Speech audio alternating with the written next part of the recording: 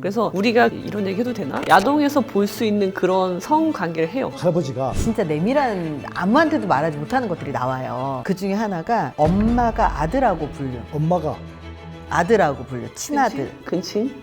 근친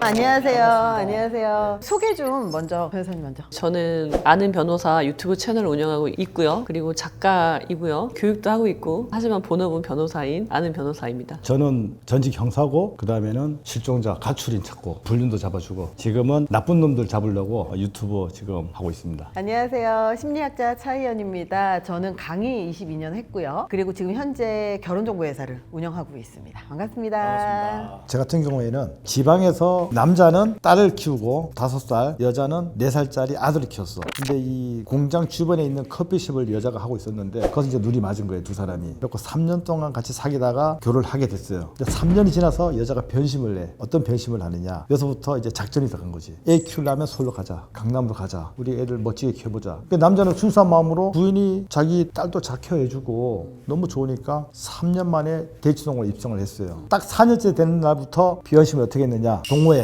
자전거 동호회. 나가면 안 들어오는 거예요. 아이고. 나가면 안 들어오는 거야. 운동하러 갔는데. 그래서 저한테 남편이 부탁해서 한 번만 찾아달라고 해서 했는데 결국 어떻게 됐느냐. 남자가 둘이에요.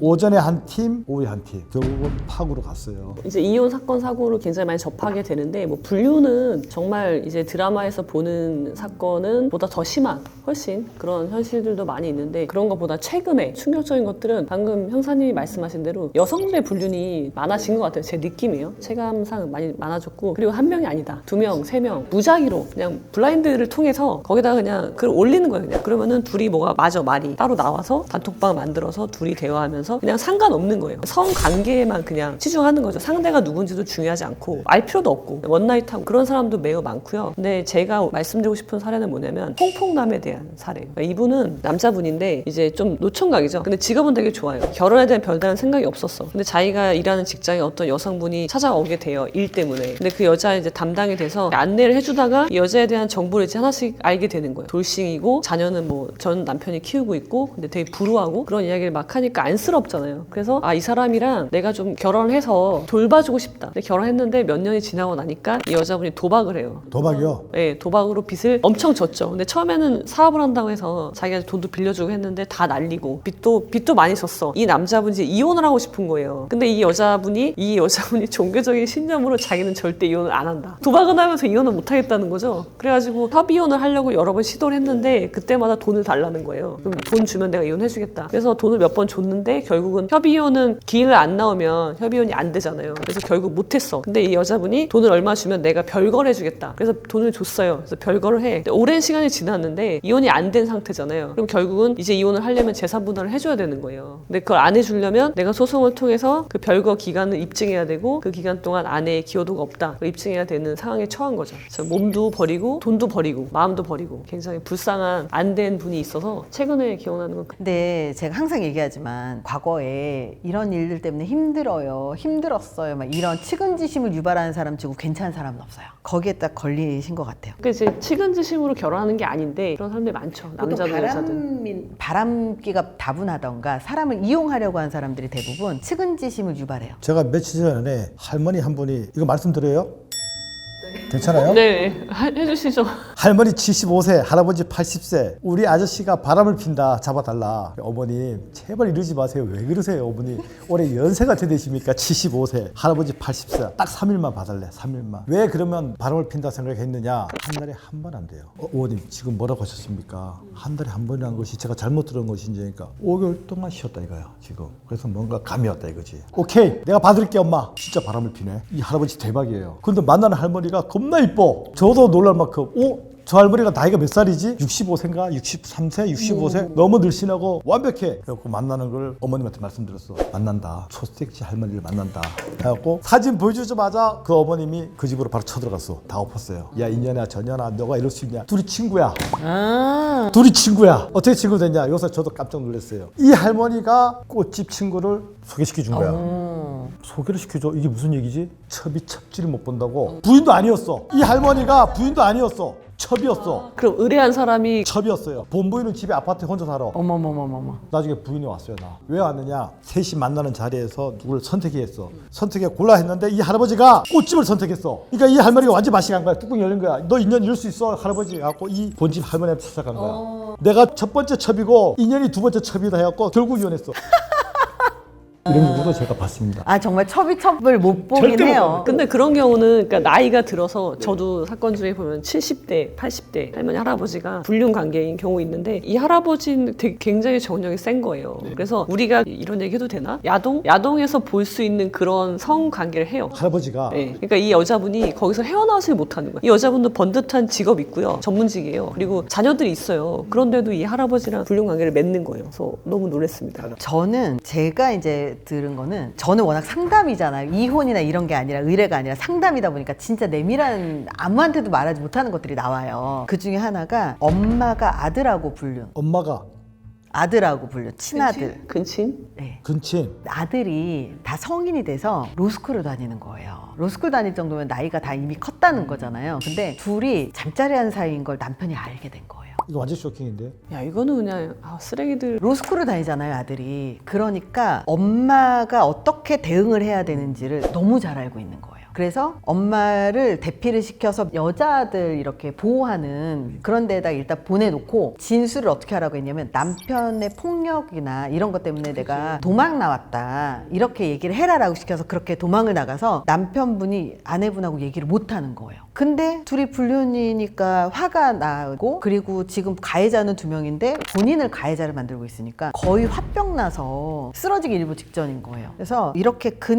근친 불륜도 생각보다 많고 그리고 또 근친뿐만 아니라 여자가 시댁의 형제하고 불륜이거나 시아버지하고 불륜이거나 이런 것들 되게 많잖아요. 근데 아빠하고 딸이 불륜인데요. 어디에다가도 말을 못 하잖아요. 아빠는 사회적인 위치가 너무 있고 근데 딸하고 둘이 아빠랑 여행을 가. 그러면 주변에서 어머 딸하고 아빠하고 사이가 너무 좋다. 그렇지. 그렇게 얘기를 하는데 사실은 불륜인 거야. 근데 아빠가 딸을 거나 그런 게 아니라 딸이 아빠를 너무 좋아해요. 그 왜 어린애들이 나 아빠랑 결혼할 거야 약간 이런 느낌 있잖아요. 그렇게 아빠를 너무 사랑하고 막 정신병자들이. 애인처럼 붙어서 연인 간의 관계를 집안에서 보여주고 있는 거죠. 근데 와이프는 그걸 보면서도 이혼을 못해요. 왜냐하면 불륜으로 소를 제기하려고 하더라도 근친에다가 사회적인 위치도 있고 먹고 사는데 지장 없이 굉장히 풍족하고 그러니까 이혼을 하지를 못하고 있는 거예요. 그냥 동물들이죠. 뭐 짐승이잖아요, 짐승. 저 같은 경우는 항상 이제 결혼할 때 결혼의 유일한 조건이라고 항상 말씀드리는 게 문제 해결 능력이에요. 그래서 여기서도 사례 나왔던 분들 중에 그 남자분 절대 변하지 않겠다. 나는 이러니까 네가 이해해. 그런 분하고는 절대 결혼하면 안 되고 모든 관계는 부부 관계뿐만 아니라 갈등이 생긴다는 걸 전제로 해야 돼요. 그럼 이 갈등을 어떻게 해결할 거냐. 연애할 때도 많이 싸워봐야지. 그러니까 갈등을 자꾸 참지 말고 아 내가 저 사람을 위해서 이 정도는 참아줄 수 있지. 그게 아니라 내가 불만이 있다고 생각하는 거는 끌어내야 된단 말이에요. 끌어내서 문제 제기를 하고 이것이 어떻게 해결되는지 그걸 체크해야 되는 거죠. 그게 가장 중요한 점이라고 생각합니다. 부모로부터 독립하지 않은 사람은 믿고 걸러야 된다. 한국 사회에서 가장 심각하게 안 된 게 바로 부모에게서부터 독립인 것 같아요. 특히 배우자와의 관계에서 부모로부터 독립이 안 된 배우자는 부모가 이 둘의 싸움에 개입을 하기 시작하거든요. 그럼 이 가정은 거의 반드시 깨지더라고요. 그래서 독립이 안 된 사람은 믿고 걸러라.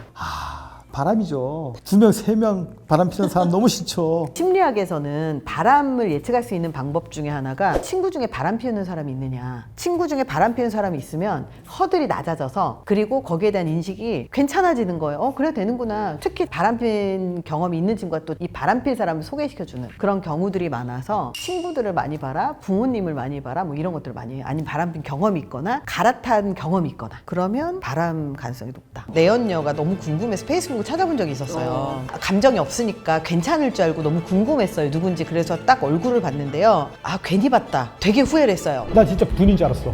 나 형수님이라 불렀어. 형수님 15년 만에 알았어. 형수가 둘인 거를. 어머머머머머머머. 진짜로. 안녕하세요. 네, 안녕하십니까. 반갑습니다. 전직 형사고 현재 범죄 분석 깡철중 유튜버 시작했습니다. 반갑습니다. 저는 심리학자 차희연 채널 운영하고 있는 차희연입니다. 맥주가 있으니까 맥주 한잔 하시면서 네. 네, 한번 하시죠. 짠 한번 하시죠. 맥주는 유리잔에 먹어야 되는데. 진짜요? 반가워요. 반갑습니다. 맞습니다.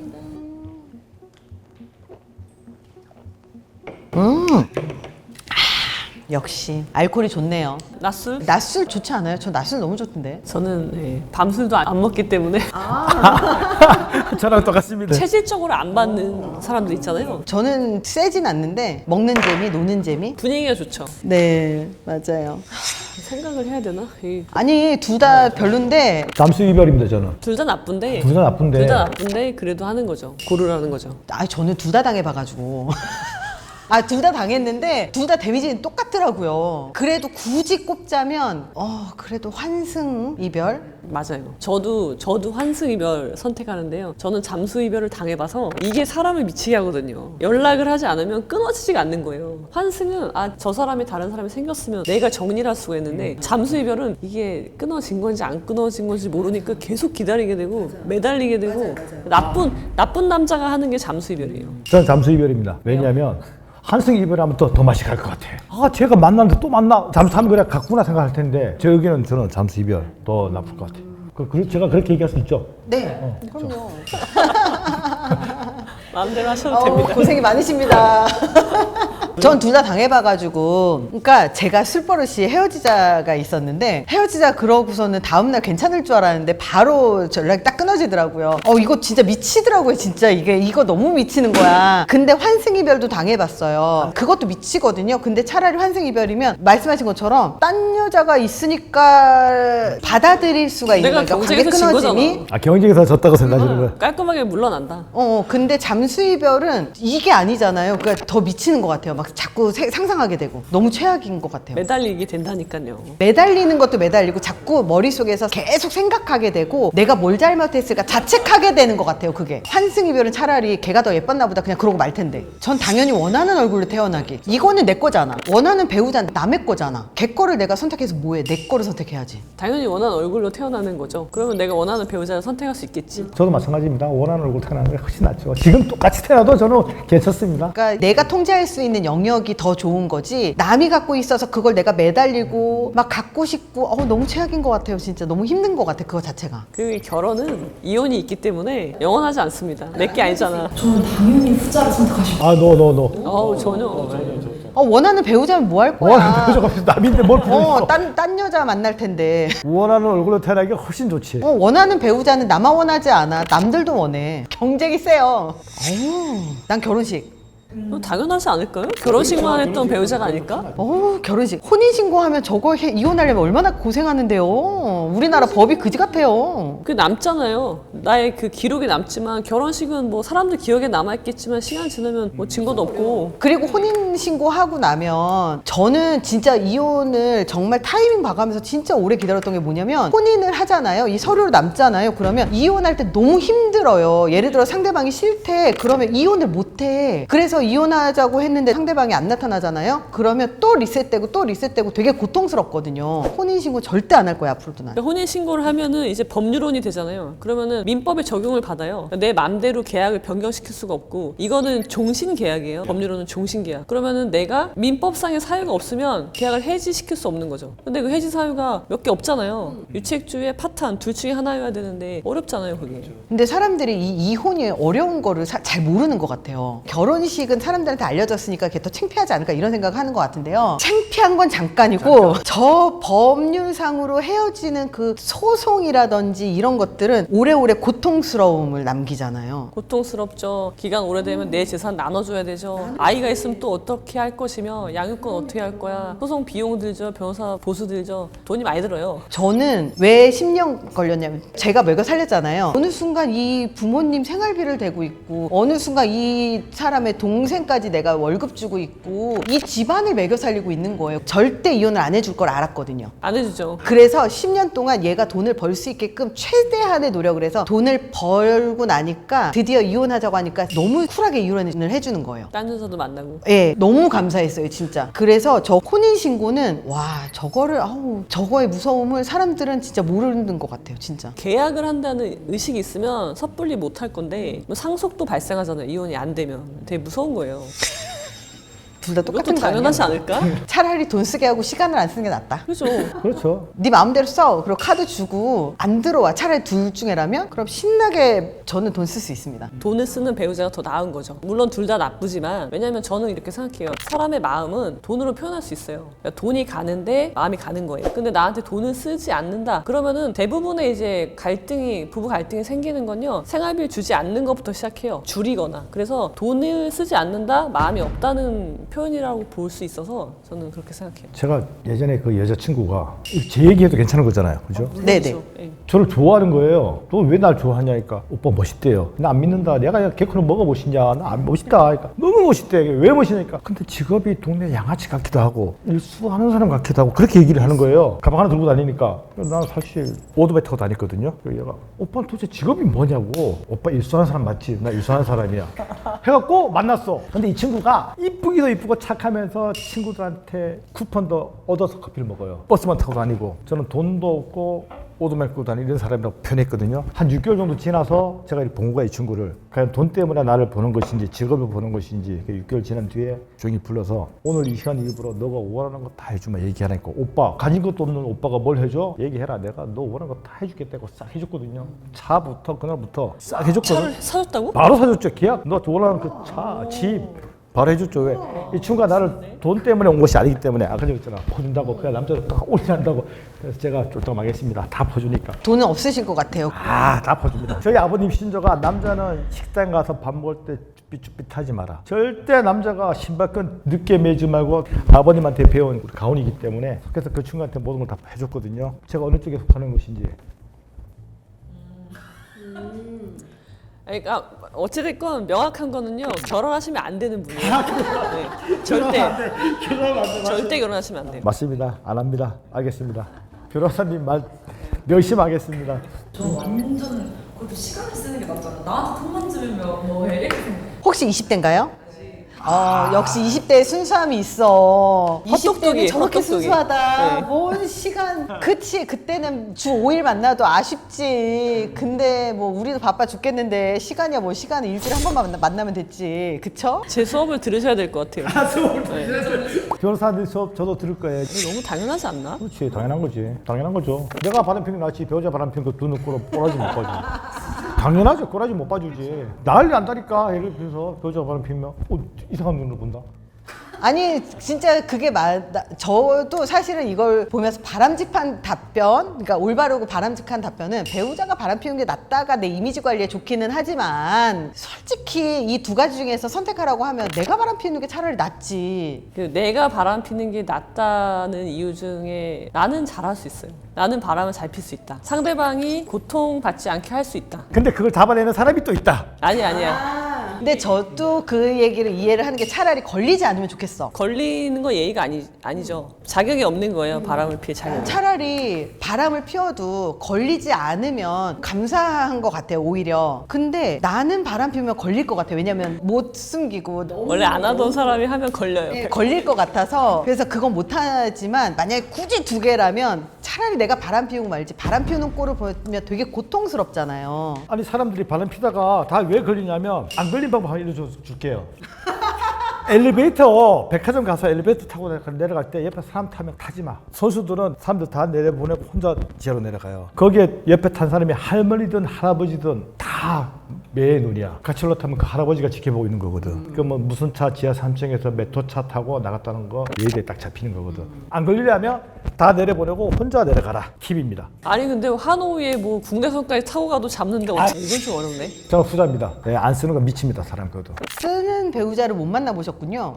저는 쓰는 배우자를 만나봤었기 때문에 저 고통이 얼마나 고통스러우냐면 내가 돈을 얼마를 벌든 항상 빚이 자꾸 늘어나. 정말 너무 고통스러운 거예요. 나는 진짜 잠도 못 자면서 매일매일 일을 해서 돈을 벌어내는데 매일매일 빚이 생겨. 벌면 되잖아요. 아니 아무리 벌어도 그거보다 더 쓰는 거예요 항상. 그러면 예를 들어서 내가 뭐 먹고 싶은데 미쳤어? 우리가 주주에 그걸 왜 먹어? 또 안 미쳐요 먹는 거. 그러니까 말 때문에 고통인 거잖아요. 근데 절약한다고 말을 항상 못되게 하는 건 아니 그게 아니라 내가 전략을 하는데 너무나 먹고 싶은 음식이 있는데 전략하느라고 못 먹게 해. 여보 우리가 나가서 맛있는 거 먹어야 되는데 우리 돈이 어디 있어? 그거 아껴야 돼. 그런 의식주도 해결 못 하는데 아마 돈 그것도 사실 고통스러운 거 아닌가요? 저는 흥청망청 쓰는 배우자를 선택하고요. 이혼할 거예요. 아 진짜? 네, 바로. 왜냐면 둘 중에 이혼 사유가 전략하는 배우자는 이혼 사유 구성하기가 어려워. 근데 흥청망청 쓰는 거는 법원에 이혼 사유를 증명하기 쉬워. 그래서 이 사람을 선택하고 이혼할 것 같아요. 잔소리가 심한 배우자. 저도요. 진짜로 저거 네. 나한테 계속해. 너 빨리 들어와. 뭐해? 너 뭐하고 있어? 남자랑 있지? 괜찮아요? 차라리 잔소리가 심한 게 낫지. 내가 잔소리를 해야 된다는 건 그 사람을 계속 내가 케어를 하고 그 사람의 어떤 부분을 계속 못마땅해서 계속 그 불만을 표현하는 거잖아요. 근데 잔소리가 심한 건 상대방이 나한테 뭔가 불만이 있는 거잖아요. 오히려 상대방이 나한테 불만이 있는 게 나는 오히려 행복하지. 내가 상대방한테 불만이 있으면 내가 되게 불행하잖아요. 그러니까 잔소리를 나한테 한다는 거는 제가 어떤 의지가 있는 거예요. 뭔가를 삶을 개선해보고 싶은 의지가 있어. 기준이 서로 다르지만 그런 애가 나은 거지 내가 잔소리를 해야 된다는 거는 의지가 없어. 의지 없는 애를 일으켜 세워서 갈 수는 없거든요. 그래서 당연히 나한테 잔소리하는 사람이 훨씬 나은 사람인 것 같아요. 저는 잔소리가 너무 심한 배우자. 그러니까 더 낫다고. 아니다고. 내가 잔소리 해야 하는 배우자 낫다는 얘기지. 당연히. 잔소리 너무 심하면 사람 미쳐요. 너무 미쳐 그거는. 너무 미치죠. 계속 간섭하고 어디 오냐, 뭐 하냐, 누구랑 있나, 일도 못할 뿐더러 그럼 신뢰가 깨지거든. 집안일 안 해도 돼요? 하나도 안 해도 돼요. 저 잔소리 자체가 청소 누가 해요 그럼? 제가 할 때도 많아요. 제가 그런 거 신경 안 써요. 많은 게 아니라 일상을 돌려야 되는데 상관없어요. 난 그런 거 신경도 안 써요. 저는 그런 거 전혀 그런 거 없어요. 역시 결혼에 맞지 않아. 역시 결혼하면 안 되는 분이야. 이거 우리 아버지가 그 옛날 들어보셨어요? 태어나서 우리 아버지한테 야 이놈아 새끼야라는 거 한 번 들어본 적 없거든요 지금까지. 아무리 큰 사고를 치고 잘못을 해야 되더라도 너 이 새끼 너 뭐야 이런 욕조차 들어본 적이 없어요 지금까지. 너가 알아서 해. 그런 교육을 받다 보니까 물론 제 자식한테도 그렇게 하지만 잔소리 같은 건 저는 전혀 없어요. 아버지가 그 HID 들어보셨어요? 네, 들어봤죠. 북파공작. 초창기 출신이거든요. 그러다 보니까 본인이 힘들게 생활하셨다 보니까 자식들한테 이렇게 야단을 안 치신 것 같아요. 저는 모든 일에 무신경한 배우자. 고르라면 무신경한 배우자. 무신경 배우자가 탔습니다. 무신경하면 내일은 이런 날이니까 내일 몇 시까지 여기로 와. 그러면 남자들은 그 시간에 거기에 와요. 무신경하다고 해서 감정적인 교류가 없는 건 아니에요. 그러니까 신경 쓸 수 있는 정신적인 여유가 없는 것 뿐이지. 그리고 그걸 체크하지 못하는 사람들도 있거든요. 그럼 그런 것들은 대신 필요하면 신경 써주면 되는 건데 모든 일에 자책하는 배우자는 생각이 너무 많고 오히려 자기를 괴롭히는 게 주변 사람을 괴롭히는 게 될 수 있는 사람이 될 것 같아요. 말씀 진짜 정답입니다. 이건 좀 힘든 것 같아요. 힘든데 이 두 사람 다 별론데. 굳이 하나 골라야 돼요. 그래서 고르라면 무신경한 배우자. 저도 그렇게 무신경한 사람이라서 무신경한 사람 둘이 만나면 아무 일이 돌아가지 않는 거죠. 이제 경조사 다 놓치고 그렇지 다 놓치네. 이제 가정이 아닌 거죠. 이제 그거는 서로. 근데 이렇게 일을 많이 하시는 분들이 대부분 무신경해요. 그러니까 저 같은 경우도 무신경한 편이거든요. 그 이유가 우리 에너지라고 하는 것이 집중을 할 수 있는 영역이 정해져 있잖아요. 100이라는 게 있으면 그러면 일에 거의 90%를 쏟으면 개인적인 일에 10%밖에 못 쏟는 거고 100%를 쏟으면 0이 되는 거고 이렇게 비율을 정해야 되는 건데 저렇게 무신경하다라는 건 무언가에 뭔가 올인을 해서 집중을 하고 있다는 뜻이기도 하거든요. 그렇죠. 무언가에 몰두해 있는 사람이란 네. 면에서는 이런 사람이 좋겠지만 결혼하면 안 되는 사람일 것 같아요. 네. 저도 그렇고 상대도 그렇고. 원래 일에 집중하는 분들이 사실은 결혼에 적합하지 않다 이런 얘기들도 있어요. 실미 논문에서. 모든 일을 자책하는 배우자를 하면 신경 엄청 많이 써야 되잖아요. 머리 아파서 못 살 것 같아. 그래서 무신경한 배우자가 훨씬 낫다. 진짜 이거 노 너무 초이스. 괴롭다. 똑같은 놈들이에요 지금은. 이거 진짜 너무 괴롭다. 해야 된다고. 세겠네. 해야 된다고. 전 오히려 상간자를 친구인 척 소개하는 배우자가 차라리 나은 그게 것 낫죠. 같아요. 낫죠. 내 절친하고 불륜이면 진짜 너무 화가 날 것 같아요. 또 제 얘기 돼요? 제가 이혼하고 그 불륜녀, 내연녀가 너무 궁금해서 페이스북을 찾아본 적이 있었어요. 너무 궁금해서 왜냐면 감정이 없으니까 괜찮을 줄 알고 너무 궁금했어요. 누군지. 그래서 딱 얼굴을 봤는데요. 괜히 봤다. 되게 후회를 했어요. 왜냐면 얼굴을 보고 한 2주간을 잠을 못 잤어요. 왜요? 왠지 모르겠는데 되게 충격을 되게 많이 받았나 봐요. 그 사람의 얼굴을 알고 있다는 것 자체가 되게 충격을 나도 모르게 받았더라고요. 그래서 2주 정도를 잠을 못 잤어요. 근데 그러고 나서 얼마 전에도 잠깐 사귀던 사람이랑 헤어지고 나서 그 사람이 얼마 뒤에 결혼을 했어요. 3개월 뒤에 결혼을 했는데 결혼 얘기가 나와서 헤어지고 뭐 정략 결혼이라고 하니까 했어요. 근데 결혼 사진을 봤는데요. 와, 그것도 사람이 이렇게 견딜 수 있는 게 아니에요. 그래서 상간자를 친구인 척 소개하는 것도 진짜 되게 최악인데 심리적으로 되게 친밀한 절친과 불륜이면 이 충격은 사람이 견딜 수 있는 그 한계를 넘어가는 것 같아요. 저도 상간자 친구 쪽 소개한 배우자가 훨씬 나아요. 불륜 중인 배우자 하면 눈 뒤집어질 것 같아요. 이거 뭐 나랑 상관없잖아요. 상관자를 친구인 척 소개해준 게 뭐 나랑 아무런 관련 없는 거니까. 변호사님 뭐요? 공감합니까? 그런 사람 있어요. 나 진짜 분인 줄 알았어. 나 형수님이라 불렀어. 형수님 15년 만에 알았어. 형수가 둘인 거를. 어머머머머머머머. 진짜로. 그러니까 변호사님 말씀대로 나한테 피해본 증거가 없잖아. 하나게 한 것도 없고. 한잔 하시죠. 갑자기? 원래 잠깐 쉬는 타임에. 절도는 있을 수 있잖아. 그치. 이 정도 정가야 뭐. 그치. 절도가 있으면 가볍죠. 괜찮아요? 그럼요. 절도가 나으세요? 가해자보다는. 아, 그래요? 왜요? 가해자보다. 꼭 이 뭐 정도의 차이가 있겠지만 제가 담당했던 이 절도 사건들은요 대부분 다 경미한 것들이었거든요. 대단한 것들을 훔치는 게 아니라 의도적으로 괴롭히는 거잖아요 누군가를. 그래서 더 재질이 나쁘다. 차라리 절도 오범이 낫다. 절도범이 낫다. 네. 그러니까 우리 변호사님 말씀대로 정도의 차이 때문에 강도, 절도가 제일 낮은 범죄예요. 제가 수없이 잡았을 거 아니야. 근데 요서 저는 여성 편향적이지도 않고 남성 그거도 아니에요. 여성은 저 무조건 훈방입니다.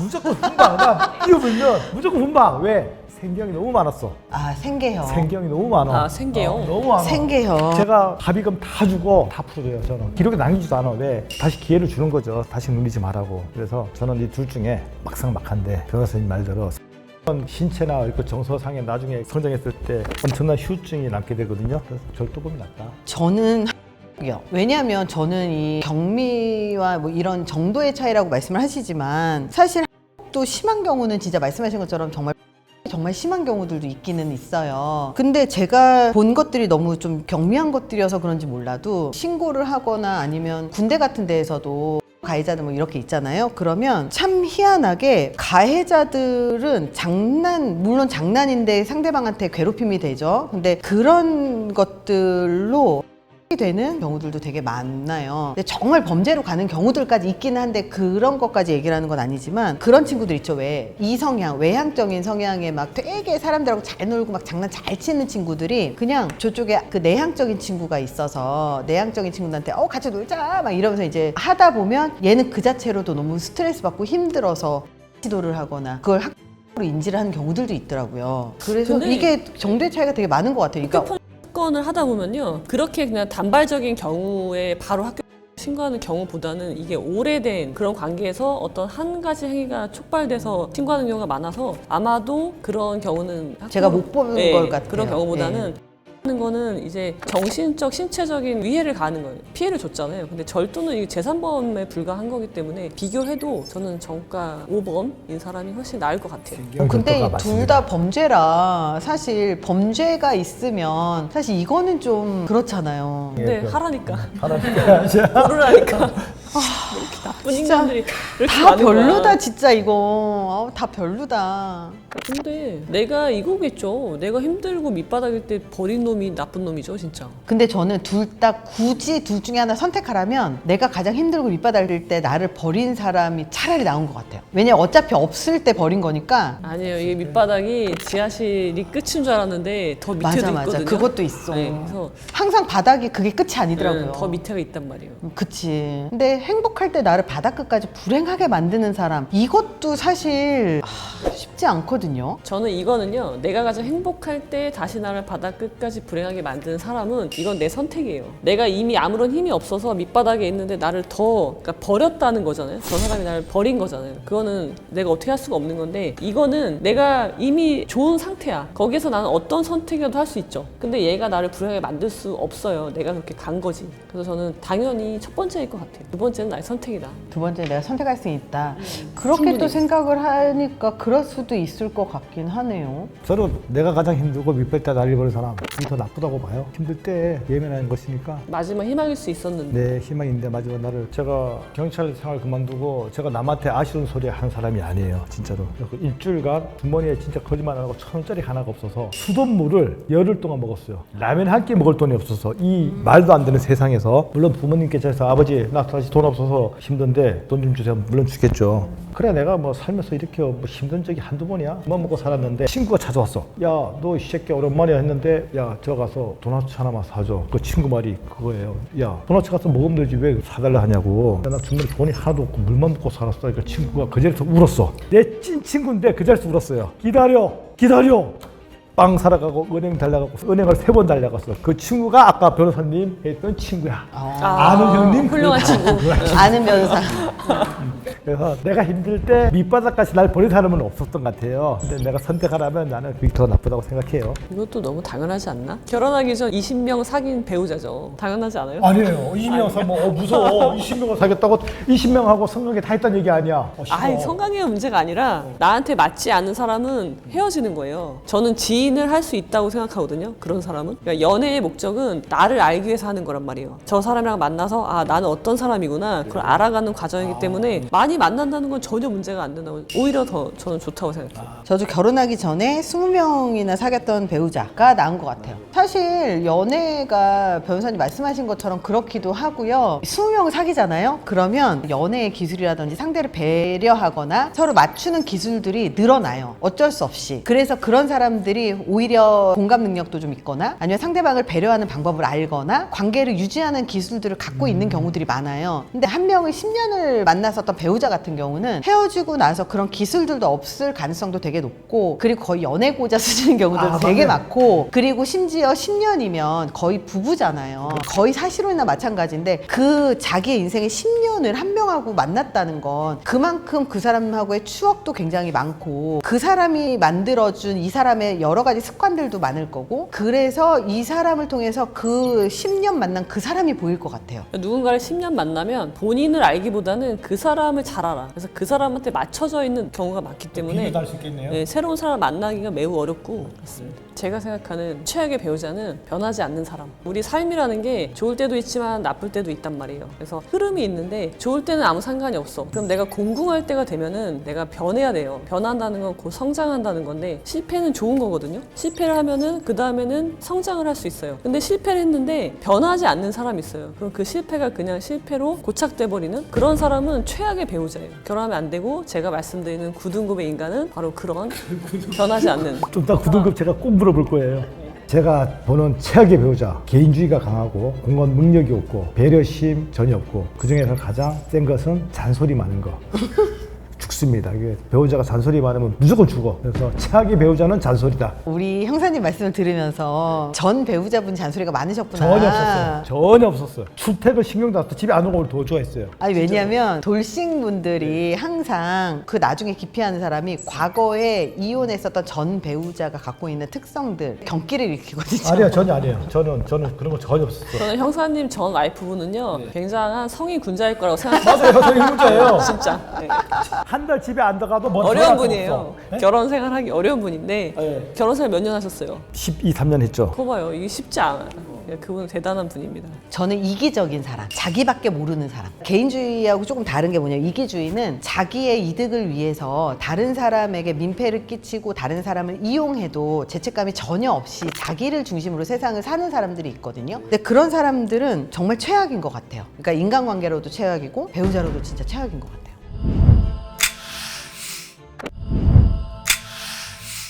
남편이 당당하게 야 봐. 8년치를 다 봤는데 거기에 온갖 미사여구가 다 들어져 있어요. 근데 거기에 없던 건 딱 3개였어요. 상간녀가 아기를 가진 거예요. 조강지 처분이 또 임신을 한 거예요. 정말 하다가 안 서가지고 자기가 칼을 들고 와서 나 죽어버리겠다라고 한 액션을 취한 적도 있대요. 남편이. 딸이 뇌종양인데 남편이 수입자 딜러 되게 잘 나가는 뭐. 근데 그 남자도 이제 같은 영업사원하고 거의 뭐 부부처럼 막 하고 다녀요. 안녕하세요. 주식회사 리어그의 대표 세포언니 한재원이고요. 저는 세포언니 TV라는 유튜브를 운영하고 있고 부부 상담, 심리 상담 전문으로 일하고 있습니다.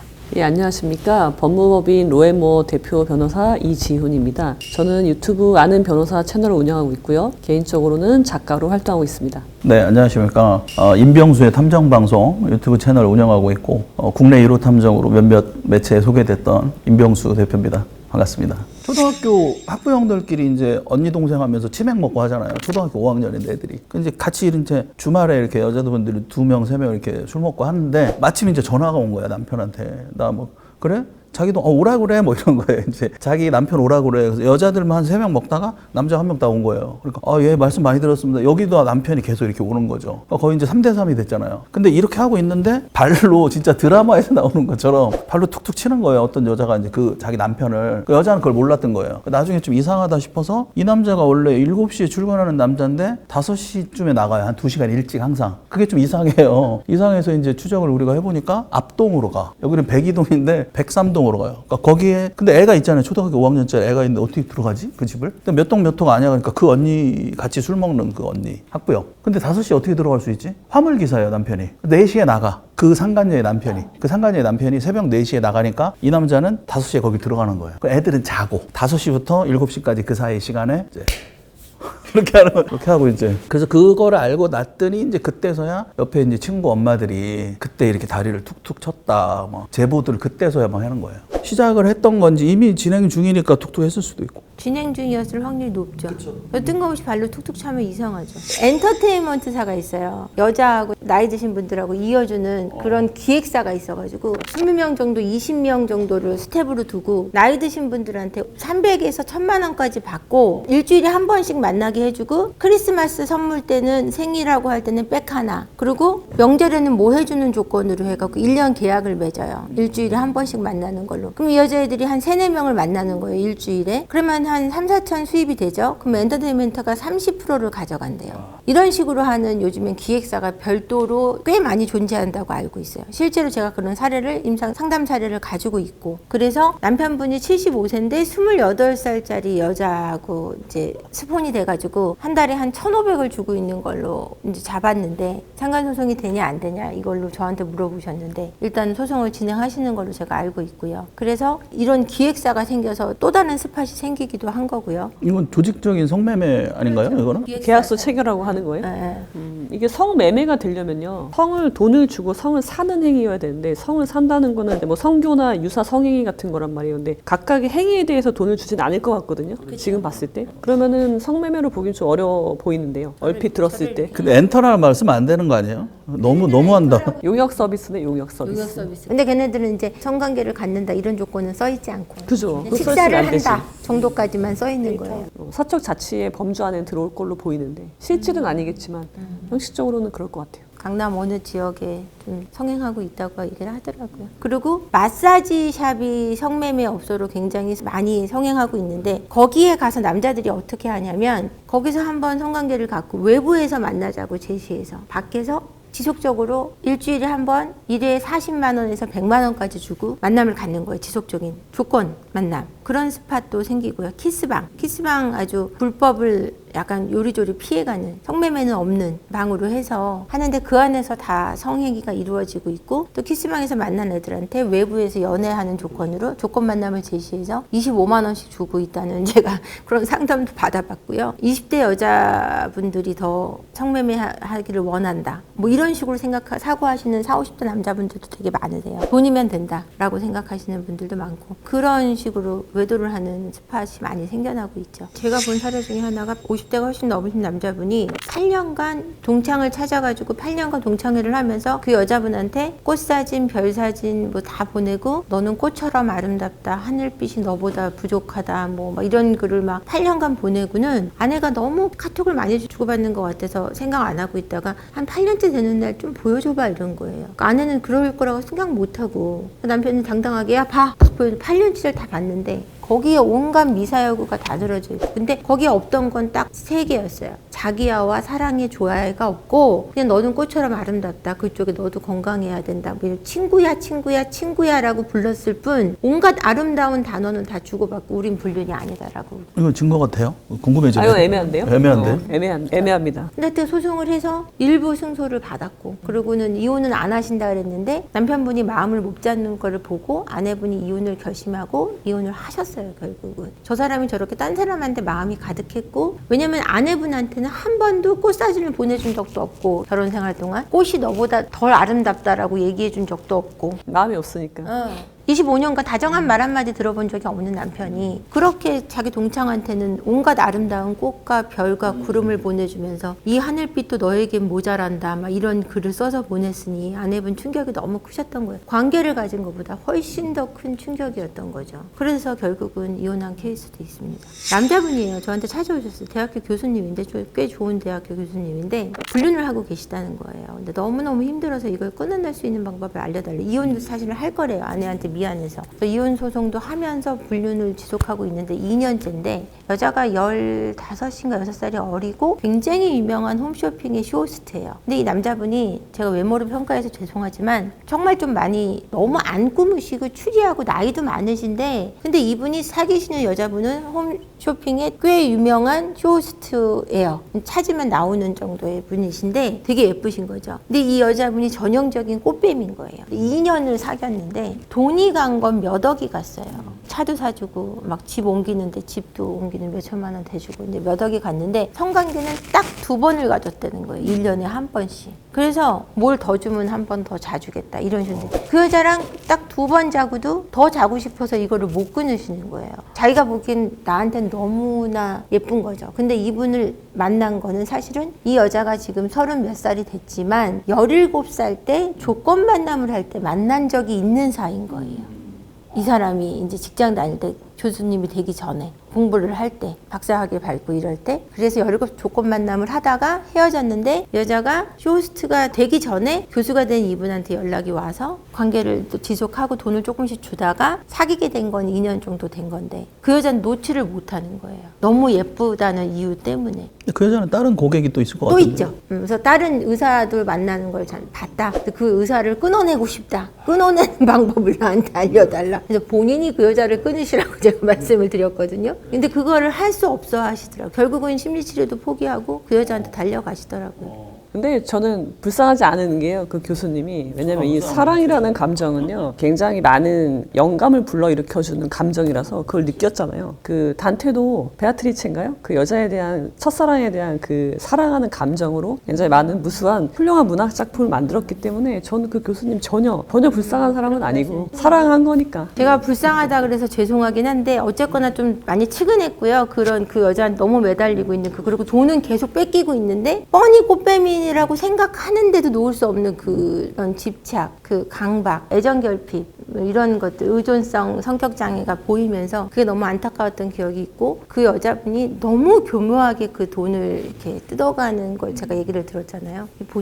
보통이 아니더라고요. 무섭더라고요. 저 같은 경우는 이제 교사하셨는데 남자분이 교사예요. 50대 중반에. 상간녀는 30대 중반, 아내는 40대 중반인데 상간녀가 아기를 가진 거예요. 그래서 이제 아기를 뭐 지우개 하니 뭐니 막 하고 있는 와중에 조강지처분이 또 임신을 한 거예요. 그러니까 충실하게 양쪽이 다 임하신 거죠. 두 분 다 아이를 지우신 사례가 있어요. 상간녀도 애를 지우고 조강지처분도 아내분도 애를 이제 지우고 이혼한 사례가 있습니다. 남편을 찾아달래요. 집을 나간 지 1년 됐다고. 왜 나간 거 같냐 이렇게 물어보죠. 얘기를 하는데. 그래서 뭐 살았는지 죽었는지 궁금하고 진짜 막 그렇다는 거예요. 그래서 여자가 있는 거다. 그랬죠. 그러니까 그럴 리가 없대요. 무조건 안 쓴대요. 자기는 할 때 안 쓰는데 그거 확실해요? 안 쓰는 거 확실해요. 근데 다른 여자랑 쓸 수 있어요. 제가 그랬죠 바로. 사모님이라 안 쓰는 거일 수도 있어요. 직접적으로 얘기하는 스타일이니까. 정말 하다가 안 써가지고 자기가 칼을 들고 와서 나 죽어버리겠다라고 한 액션을 취한 적도 있대요. 남편이. 그러니까 그 정도로 자기는 안 쓴다. 바람 피는 건 절대 나는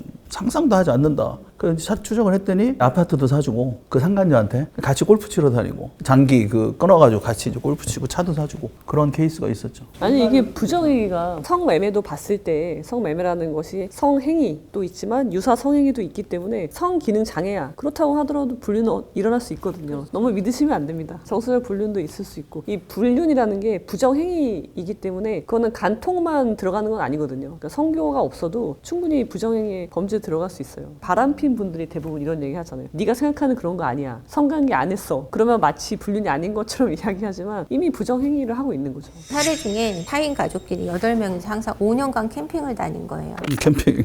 캠핑을 웃으시네. 아시죠? 5년간 캠핑을 다니고 애들 1학년 때 6학년이 된 거죠. 알고 보니까 2년 전부터 내 남편이 이쪽 여자랑 바람을 피고 있었던 거예요. 선물도 지속적으로 주고 있고 그런 사례가 있어요. 그래가지고는 쫓아붙어가지고 알고 보니까 그 여자를 계속 만나고 있고 지속적으로 선물을 보내고 있고 뭐 이렇게 해서 바람 피고 있는 사실을 알아내서 상간소송 가는 케이스를 제가 봤는데 하물며 그 남자분이 변호사였어요. 그래가지고 아내분이 되게 고민을 했죠. 이거 소송을 하면서도 남편이 다 막아줄 거다 이렇게 생각하면서 고민을 많이 한 사례가 있었어요. 남편이 웅진코웨이 설치기사예요. 근데 상간녀가 정수기 필터 아줌마인 거예요. 그 안에서. 근데 그분이 되게 나이가 많아요. 여성분이. 걸음걸이도 이렇게 좀 불편해 보이시고. 근데 막 죽고 못 살아요, 둘이. 좀 이상하니까 부인이 녹음기를 넣어놓은 거죠, 차 안에다가. 그랬더니 그 안에서 또 하나는 이제 핸드폰을 삭제한다고 삭제를 다 했는데 휴지통을 안 비우면 걸려요, 또. 핸드폰 안에 이제 내 파일에 휴지통. 그 안에서 다 복구해가지고 보고 해놓고. 그래서 알아냈는데 설치 기사분의 상간녀는 정수기 이렇게 같은 회사에 있는. 같은 회사 오피스 뭐 와이프나 허즈밴드는 흔하니까요. 산부인과 의사인데 장모가 의뢰를 했어요. 그러니까 자기 사위가 자기 딸이 말기암인데 얘가 진료실 안에 보면 이제 뭐 려꾸려꾸 침대 놓고 의사들 쉬는 데 있잖아요. 거기서 이제 간호사를 데려다가 이렇게 하는 거예요. 장모님이 죄송해요 자꾸 쳐가지고. 그래서 이제 녹음기를 장모님이 넣어놨대요. 근데 그게 이제 고스란히 다 녹음이 된 거죠. 그건 위법하게 수집된 거니까 소송으로 쓸 수는 없지만 그냥 현장을 덮치셔라. 제가 할 건 없다. 대신 이제 뭐 그 사람들이 밖에서 외부에서 만나거나 그런 걸 할 수 있을지라도 그런 컨설팅을 해줬던 기억이 나고 또 우리 이제 뇌종양 거기 똑같은 케이스예요. 딸이 뇌종양인데 남편이 수입자 딜러 되게 잘 나가는 뭐. 근데 그 남자도 이제 같은 영업사원하고 거의 뭐 부부처럼 막 하고 다녀요. 그 뇌종양 수술해서 말기암이죠 그 여자. 되게 안타까웠던. 근데 남자들이 바람을 많이 필 때가 사실은 아내 임신했을 때랑 아내가 아플 때 외도를 많이 해요. 관계를 할 수 없기 때문에 외도를 하는 사례가 꽤 많습니다. 어느 이제 아내분이 갑자기 이제 상담을 하셨는데 남편이 어느 날 갑자기 집을 나간 거예요. 집을 나가고 이혼하자고 통보를 한 거예요. 그래서 이 아내분이 연락도 안 되고 집을 나갔기 때문에 그리고 이제 얼마 뒤에는 이제 생활비도 끊겠다는 식으로 이혼을 하지 않으면 이제 그런 식으로 통보가 와서 굉장히 황당해 하셨는데 이분의 결혼 생활을 이제 들여다봤을 때 아내분도 행복하진 않지만 뭐 그냥 남들 사는 대로 살고 있었고 괜찮아. 그리고 이제 노후가 되면 남편이랑 뭐 그래도 안락한 노후를 보낼 수 있겠지라고 생각을 하고 있었던 거예요. 근데 이 남편은요, 그날 아침에 남편이 집을 나가던 아침에 무슨 일이 있었냐면 아이가 이제 고등학생인데 아이랑 엄마랑 약간의 말다툼이 있었어요. 근데 그게 심한 게 아니라 그냥 일상적으로 일어날 수 있는 그 정도의 말다툼이었는데 그걸 보고 남편이 나간 거거든요. 그럼 되게 황당하잖아요. 근데 남편 입장에서는 참고 있었던 거예요. 그동안 남편도. 그러니까 이미 이 두 부부 관계는 파탄이 났고 남편은 머릿속으로 아이가 크면 이혼할 거야. 그래서 그것만 기다리고 있었던 건데 이미 가득 찬 불만을 터트리는 그 한 가지 사건이 그거였던 거예요. 말다툼하는 거. 더 이상은 못 참겠다 내가. 그래서 집을 나가버린 거예요. 그래서 이 아내분 입장에서 할 수 있는 게 사실 마땅치 않은 게 사실 부부는 동거할 의무가 있어요. 법적으로. 그렇기 때문에 동거 심판 청구를 할 수 있어요. 근데 그건 소송이잖아요. 그렇게 하지 않고는 이 남자를 돌아오게 할 수가 없는 거예요. 그래서 내가 이혼을 할 수 없고 그럼 차라리 조론이라도 하자. 그러니까 조론을 할 수 있게 해달라고 이렇게 온 거였는데 저도 그러시다면 조론 계약서라도 써서 그렇게 재산 분할이라도 잘 이혼하지 않고 그렇게라도 하는 게 좋겠다라고 말씀을 드렸는데 그러니까 중요한 건 그거예요. 서로 대화가 되지 않는 게 그러니까 여러 가지 이혼 사유가 있지만 우리가 불륜했다고 이혼하지 않거든요. 폭행 한 번 했다고 이혼하지 않아요. 결국은 그 문제가 대화로 해결이 안 됐을 그때 이제 이혼을 결정한다는 거죠. 모든 이혼 사유 중에 가장 하나로 규합되는 하나로 이제 모아지는데 그건 대화가 안 되는 거고 대화가 안 된다는 거는 계속 쌓여온 걸 참았기 때문에 남들이 봤을 때는 아침에 예를 들면 아내가 아침에 밥을 안 차려줬어. 그래서 나 이혼할 거야. 겉으로 보이는 건 그거지만 그 밑에 이미 가득 쌓여있던 갈등이 있기 때문에 그렇게 볼 수 있을 것 같습니다. 오픈 채팅방에서 많이 하고 있고 오픈 채팅방이라 그래서 50대 그러면 쓸쓸한 50대 아니면 뭐 외로운 40대 즐거운 4050 모여라, 뭐 우리 그냥 얘기 친구 하자, 이런 데는 다 이제 불륜방이라고 보시면 되죠. 그런데 들어가서 이제 불륜이 이어지는 거니까. 그 얘기하고 이제 친해지다 보면은 이제 거기서 라포 형성이 진하게 되면 이제 밖에서 한번 술 한잔 먹자 여러 명이서 이러면서 하다 보면은 또 이제 불륜이 생기게 돼 있는 거죠. 되게 다양해가지고 벤치 뭐 새벽 운동 가서 벤치에서 벤치에 앉아서 그러니까 누가 봐도 이렇게 딱 앉아 있는 상태잖아요. 그러니까 어둑어둑하잖아요. 근데 위에 앉혀놓고 하는 거지. 벤치에서 야외에서. 그러니까 야외에서 하는 사람들이 되게 많아요. 뭐 회사가 제일 많고 동호회가 제일 많고 어플도 되게 많고 무슨 뭐 이렇게 채팅 어플 불륜 그런 어플 걸로 많이 많죠. 하죠. 많아요. 불륜이라고는 안 써 있지만 그런 이제 그런 모임의 목적 자체가 다 그거 하자는 거니까. 네이버 밴드도 많고 골프 동호회 이런 데도 되게 많고. 골프 동호회는 동물의 왕국이래요. 한 명이서 막 여러 명 만나고 이건 보통이라 그러더라고요. 이렇게 실내 골프장 있잖아요. 거기 완전히 이렇게 폐쇄적이잖아요. 되게 그 안에서 밥 먹고 다 하니까 그 안에 들어가면 스크린 골프장. 아, 그 바 있잖아요. 바에서도 많이 만나요. 옛날에 제가 X세대인데 옛날에 바는 웨스턴 바라고 해서 칵테일 바. 술 먹고 이제 바텐이 뭐 이렇게 좀 보여주고 이런 느낌이었거든요. 술도 키핑해놓고 먹고. 근데 지금은 바가 남자 여자 만나는 그런 장소가 됐고 젊은 여자들 있잖아요. 20, 30대 젊은 여자들은 바텐으로 일하다가 40, 50대 남자들을 거기서 이제 손님으로 만나서 이제 스폰이 되는 그런 게 되고 나이가 좀 많은 여자들은 노래방 도우미로 나가서 거기에 나와 있는 오는 손님들하고 남자를 찾는 방식 그리고 남자도 여자를 찾는 방식이 바. 젊은 여자는 바, 나이 많은 여자는 노래바. 근데 중요한 건 얘들의 공통점이 다 골프를 해요. 그리고 카톡 사진이 다 골프 치는 거 막 이런 거예요. 기본적으로 남자를 꼬시기 위해 골프를 한대요. 저 같은 경우는 이제 부부 상담을 위해서 오시니까 예비 부부들 오시고 저희 결혼을 할 건데 뭐 성격 차이예요 이렇게 얘기하고 아니면은 결혼 전인데 바람을 폈어요 이렇게들 많이 오세요. 결혼할까요 말까요? 근데 결혼하고 싶어 해요. 그러면 결혼하는 쪽으로 이제 끌어가기도 하고 정말 아닐 때는 뭐 안 하는 게 좋겠다고 말씀드리기도 하는데 이분들이 결혼해서 바로 이혼하는 사례는 저 같은 경우는 별로 없었고 이혼하는 사례가 많은 걸 제가 볼 때는 경제권을 서로 주지 않잖아요. 그러다 보니까 경제적인 이유로 많이 싸움을 하고요. 싸워서 오시는 신혼부부들 오시는 분들은 우리 집에서 돈을 더 많이 갖고 왔는데 시댁에서 요구하는 게 더 많다. 이런 경우로 다툼이 좀 많고요. 결혼하자마자 섹스리스에 빠지는 거예요. 그래서 알고 보니까 6개월째 남편이 결혼하자마자 성매매를 계속하고 있었던 케이스도 있고요. 성매매를 끊임없이 하는 거예요. 거의 1년간 주 3, 4회를 갔었어요. 그걸 나중에 핸드폰 그 앱을 보고 알게 됐고 그래서 이혼하는 케이스. 그리고 결혼 전에 바람을 펴서 그걸 용서하고 결혼을 했더니 또 다른 여성과 결혼하자마자 바람을 피고 있어서 문제가 돼서 이혼하는 케이스. 이런 케이스를 종종 봤어요. 어떤 젊은 세대의 문제라고 보기는 좀 어렵긴 하지만 젊은 세대가 이혼을 많이 하는 이유라고 저는 생각하는 게 경제적인 것을 손해보려 하지 않는 마인드가 더 강해졌기 때문에 네 건 네 거고 내 건 내 거고 이런 마인드가 굉장히 강한 것 같고요. 또 서로 모든 걸 다 공개하기가 어려워진 것 같아요. 그리고 나 위주의 내가 중심이 되는 그 마인드가 되게 강해지다 보니까 내가 불편하면 내가 행복하지 않으면 헤어지는 것도 나쁜 선택이 아니라는 사고를 가지고 있기 때문이 아닌가라는 생각을 합니다. 결혼하기 전에는 몰랐죠. 결혼하기 전에는 뜨겁게 사랑했고 어느 정도부터는 성관계가 뜸해지긴 했지만 결혼하면은 나아질 거라고 믿고 결혼을 하신 거예요. 결혼하고 나아질 줄 알았는데 6개월, 1년이 가좀 나아지지 않으니까 이상하다고 생각하고 있었는데 핸드폰을 열어보니 성매매를 너무 자주 간 게 드러났고 남자 일하는 패턴이 사업하는 사람이니까 일정하지 않으니까 늦게 들어와도 의심하지 않고 이랬던 것들이 그게 다 성매매였던 거죠. 그래서 오셨는데 참 놀라운 건 뭐냐면 외적인 게 중요하지 않다 그래도 외적인 건 중요하잖아요. 여러 가지로. 아내분이 너무 미인이신 거예요. 모델을 할 정도의 외모세요. 근데 그게 남자분한테는 중요하지 않은 거죠. 왜냐면은 그분을 제가 상담을 해봤더니 성중독이 심각하신 게 이제 포르노 중독이 있었고 포르노에 나오는 그런 몸이 아니면 잘 흥분이 되지 않는 거예요. 포르노를 많이 보면 이제 그런 문제가 생깁니다. 야동을 많이 보면. 아니요. 극복 못했어요.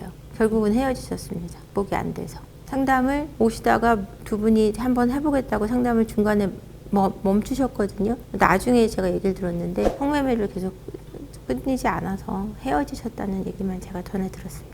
고칠 의지가 없으세요. 그 남자분이. 치료를 받겠다는 의지가 아니라 그 성매매에 빠져서 거기서 나오고 싶은 생각이 없어요. 금전적으로 부족하지 않고 이 여자하고 아이를 낳고 싶어 하지도 않고 이러다 보니까 그 남자분도 이혼을 원하셨었어요. 그러니까 이혼이 될 수밖에 없죠. 4년간 연애를 했으니까 헤어질 수 없어서 결혼한 케이스예요. 근데 결정하셨죠? 결혼 안 하기로?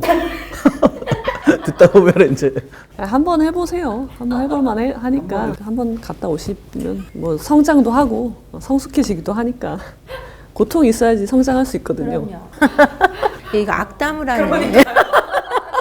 아니 실체를 말씀드렸습니다. 셋이 악담을 하고 있네.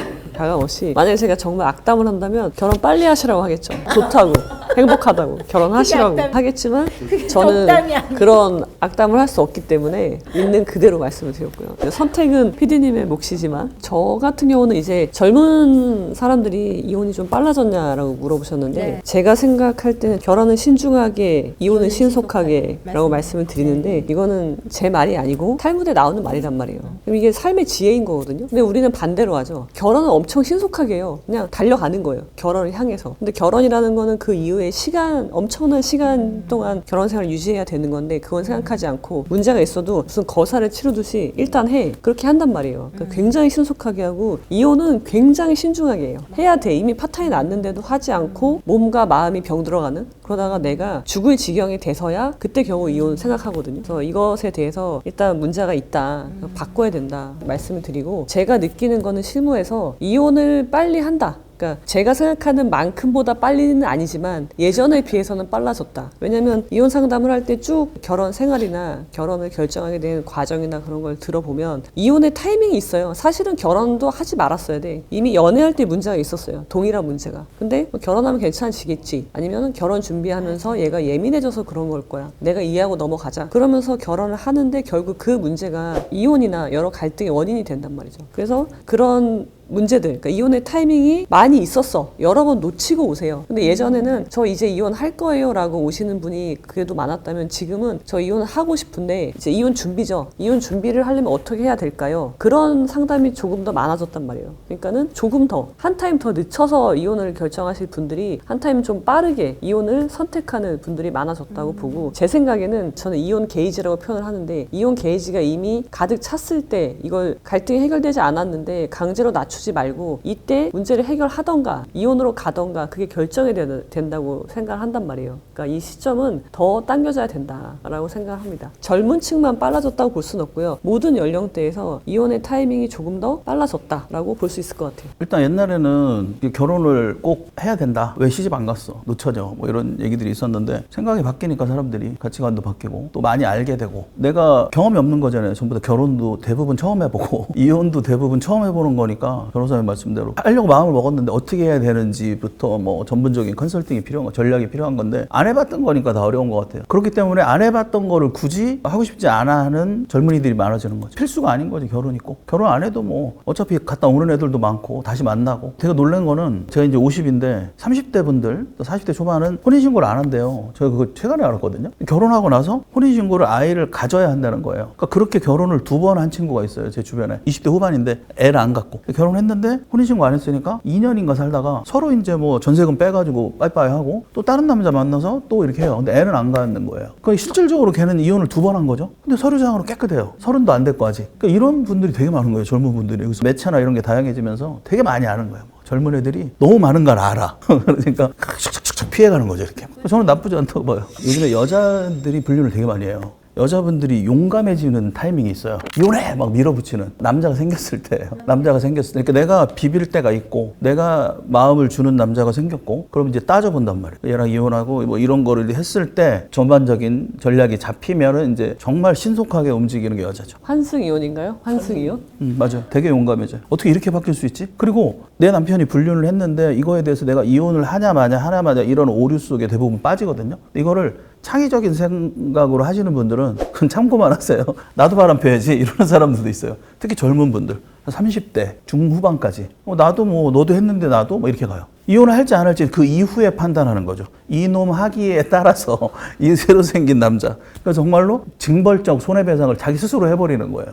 뭐 이렇게 뭐 한간소송 해봐야 1,500, 2,000이고 또 애들 때문에 이혼할 수도 없고 뭐 경제적인 이유 때문에 지금은 또 해줘서도 안 되고 내가 뭐 더 키워가지고 잡아먹겠다 뭐 이런 생각으로 그런 걸 하면서 근데 나는 미치겠으니까 나도 맞바람을 피는 거예요. 그러니까 그게 젊은 세대들이 되게 많아요. 40 초반까지. 그러니까는 내 옆에 누가 있는지가 매우 중요한 거예요. 맞아요. 내 옆에 구둥구 쓰레기 같은 사람이 있으면 나도 그렇게 되는 거죠. 맞아요. 내 옆에 이놈이 불륜을 해? 나도 같이 불륜을 해? 그러면 나도 같이 9등급 쓰레기 같은 인간이 되는 건데 여기서 굉장한 자괴감이 오거든요. 그래서 상대방을 잘 관찰해야 되고요. 이제 남자 입장에서 이제 이야기하셨는데 여자 입장에서 봤을 때 상담하시는 분들이 대부분 하시는 말씀이 여자분이 이혼하자고 했을 때 남편의 공통된 반응이 너 남자 생겼냐예요. 근데 사실 아니거든요. 그러니까 제가 상담을 했을 때 많은 분들은 언제 이혼을 결정하냐면 아직도 우리나라 사회는 이혼이 터부시 되고 이혼에 대한 낙인 효과가 있기 때문에 안 하려고 그래요. 그냥 웬만하면 참고 살아요. 근데 이혼을 하게 만드는 순간은 언제냐면 내가 정말 죽음에 이르렀을 때요. 죽고 싶을 때 내가 정말 얘랑 있다가는 죽을 것 같아 할 때 비로소 자기 마음에 솔직해진단 말이에요. 그래서 이혼을 이야기해요. 아니면은 내 아이들이 고통받는 모습을 볼 때 직접 내 눈으로 볼 때 내가 맞는 건 괜찮아. 근데 남편이 내 아이들까지 때려? 그럼 그때 이혼을 결정한단 말이에요. 그래서 남자가 있기 때문에 이혼을 결정하는 경우는 제가 볼 때는 수적으로는 좀 적은 것 같고 오히려 그런 더 이상 참을 수 없는 지경이 될 때 이혼을 선언하시는 분들이 그때는 눈에 보이는 게 없어요. 아이들도 안 보여요, 솔직히. 그냥 집을 나가요. 제가 본 사례로는 이혼하자, 뜬금없이 이혼하자 그러는 사람들은 거의 남자가 있거나 여자가 있어요. 제 사례로는 여자분들이 남자가 있어서 이혼을 하자 그러는 사례도 있지만 남편이 바람을 폈는데 아니면 또 여러 가지 시어머니 문제, 여러 가지 성격 차이 문제 이런 것들로 고민을 하다가 죽을 것처럼 못 견딜 때 이혼을 선택하시는 게 맞아요. 그러니까 제가 본 사례로는 양쪽 사례가 많았던 것 같아요. 50대 50인 것 같아요. 근데 이유 없이 뜬금없이 아무 문제가 없었는데 나 당신하고 이혼하고 싶어. 이거는 남자가 있는 거예요. 남자도 나 사실은 네가 결혼할 때부터 싫었어. 애가 셋인데 이런 얘기를 하고 있으면 그거는 이제 바람이 난 거예요. 그러면 애 낳기 전에 말을 하든가 결혼식 때 말을 하든가. 어떤 사례가 있었냐면은 애가 이제 2명인데 다 30살 가까이 됐어요. 둘 다 바람이 났어요. 나가지고는 아내랑 이제 잠자리를 하면서 그러는 거예요. 내가 일주일에 너랑 3번 관계를 가지니까 나이가 많으시죠. 정력이 세신 거예요. 3번 관계를 하니까 밖에 나가서 안 하는 이틀은 딴 여자랑 하는 걸 네가 허락해달라 그러는 거예요. 너랑 하는 걸 빼먹지 않겠다. 미친 거죠. 그래서 그랬는데 이분이 뭐라 그랬냐면 나중에 이제 막 싸움이 되니까 나 사실은 결혼식 날 네가 지각했을 때 결혼하고 싶지 않았어. 너 그날 결혼식 때 20분 늦었는데 나 사실 그날 결혼식 깨고 싶었는데 참고 지금까지 산 거야. 애가 30살이 다 됐는데 둘 다 바람 나더니 그런 얘기를 하는 거예요. 알고 보니까 여자가 13살인가 어린 여자가 있었죠. 그래서 바람 난 걸 알게 됐죠. 이제 그분도 좀 탐장님들을 붙여가지고 잡아냈죠. 그런 식으로 남자분들이 얘기를 할 때는 이제 바람이 난 거죠. 바람이 나면 되게 꼴보기 싫어해요. 왜 안 하던 짓을 하는 거예요. 뭐 이게 뭐냐 막 이러고 다니고 그냥 마음이 그렇게 된대요. 바람 나면 그 아내를 막 공격해요. 아내 치마자락도 보기가 싫대요. 바람이 나면. 짜증 막 내고 공통적으로 보통 그렇게 하죠. 아까 말씀하신 것 중에 아이가 셋이 있어. 아이가 많다고 해서 그 기간까지 막내가 태어났을 때까지 관계가 좋았다고는 동의하지 않아요. 왜냐면은 자꾸 문제 해결을 뒤로 미루는 분들 같은 경우에는 이런 이유도 있어요. 명분 중에 우리가 아이가 없어서 그렇구나. 아이를 낳자. 우리 관계가 나쁜 건 아이가 없어서 그래. 아이를 낳아요. 아이가 낳는데도 관계가 더 나빠져. 그러면 아이가 1명이라서 그렇구나. 2이면 괜찮을 거야. 또 낳아요. 그리고 2을 낳는데도 저는 3분까지 낳는 분 봤어요. 관계가 안 좋은데 물론 이제 뭐 그런 부부관계 할 때까지 안 좋진 않겠죠. 그러니까 이런 거예요. 이혼 게이지가 막 올라갔어. 근데 이거를 우리가 아이가 없어서 그러니까 아이를 낳아보자. 그래서 이걸 강제로 낮춰요. 그럼 이 기간 동안은 밖에서 볼 때는 저 부부는 굉장히 행복하다. 아무 문제가 없는 부부로 보이는 구간이 있거든요. 그때 아이를 낳는 거예요. 여행도 다니고. 근데 근본적인 문제가 해결 안 됐으니까 또 이혼 게이지는 올라가. 근데 이거를 또 낮추는 이유가 둘째를 낳아보자. 더 노력해보자고 이걸 낮춰. 또 그 행복한 구간이 오잖아요. 이때 또 둘째를 낳는 거예요. 그래서 아이가 많다고 해서 금술이 좋다거나 그렇게 생각하시면 안 됩니다.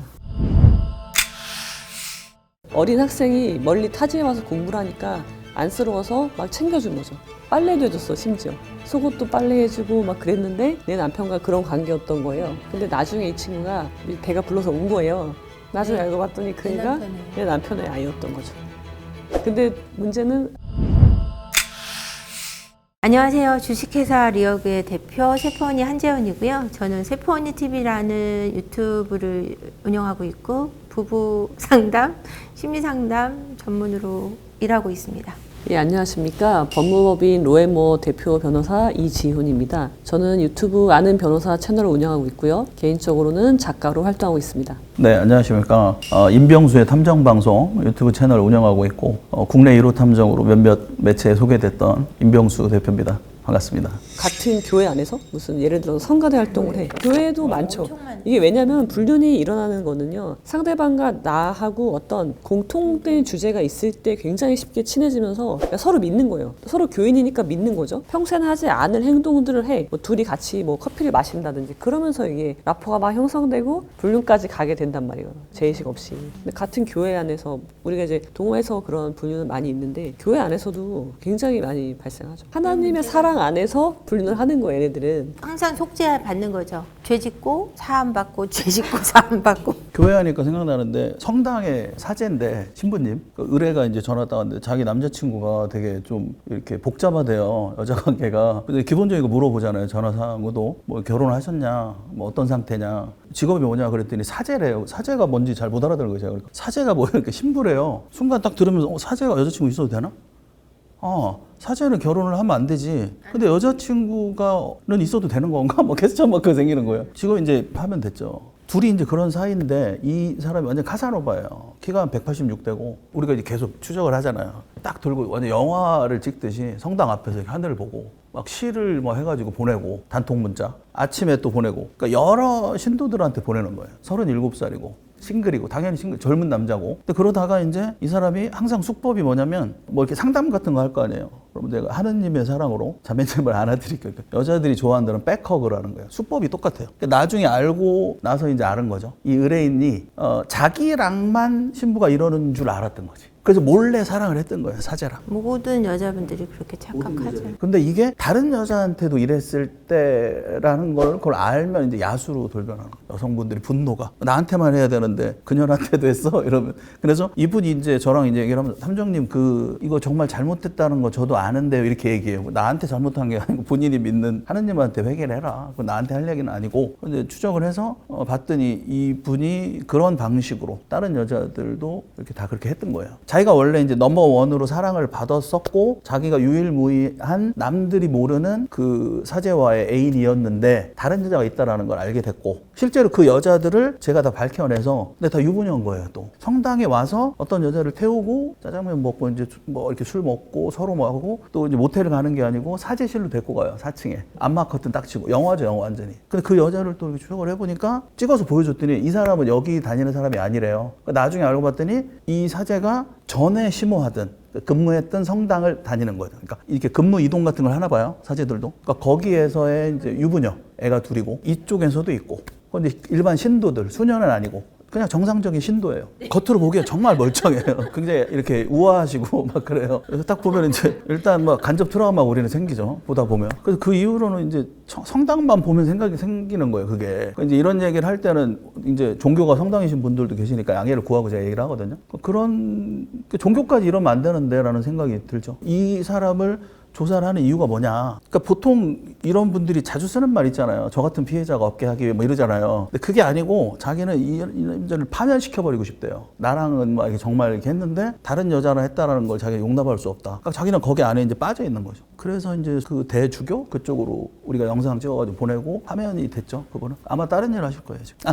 그리고 딱 생각나는 게 제가 막 쌍욕에 나왔던 이유가 나는 이러려고 신부가 됐어 이런 얘기를. 나는 이러려고 이 직업을 선택했어. 뭐 아주 핸섬해요, 애가. 남자애가. 근데 고의적이잖아요. 법으로 따지면 고의성을 아주 심하게 갖고 있는 거죠. 난 이러려고 이런 직업을 선택했어. 이렇게 사는 게 좋아서. 그러면은 거길 갔어야죠. 호빠를 갔어야죠.